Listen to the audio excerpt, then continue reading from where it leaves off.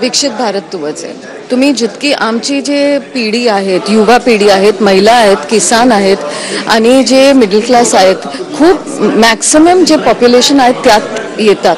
तर तुम्ही त्यांनाच रिबेट दिली आहे तो इकॉनॉमीमध्ये प्रोग्रेसच होणार. एज्युकेशनला पण त्यांनी रिबेट दिली आहेत, विमेनला स्टार्टअप रिबेट दिली आहेत आणि मोस्ट ऑफ द पॉप्युलेशन 12 लाखतून येतात. तर त्याच्यामुळे खूपच प्रोग्रेसिव्ह अप्रोच आहे. शेती व्यवसायासाठी काय नेमकं प्रयोजन केंद्र सरकारने केलेलं आहे? त्याचबरोबर इंडस्ट्रियल सेक्टर असेल किंवा आयटी सेक्टर असेल याच्यासाठी काही महत्त्वाचे निर्णय घेतलेले आहेत का?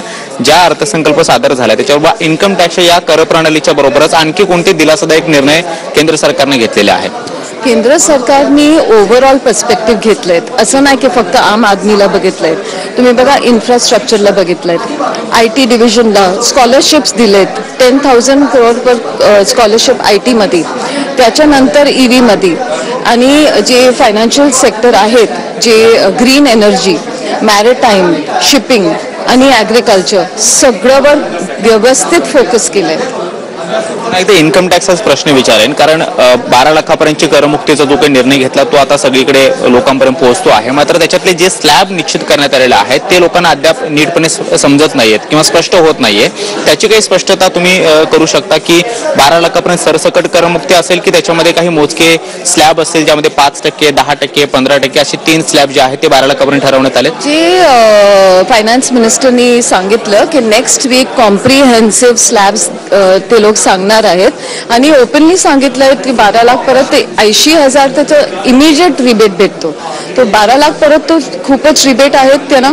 त्याच्यानंतर पण त्यांनी सांगितलं आहे 12तून 15 लाख, 15तून 20 आणि 25 लाखतून वरती स्लॅब्स त्यांनी फुल्ली रिन्यू केलं आहे.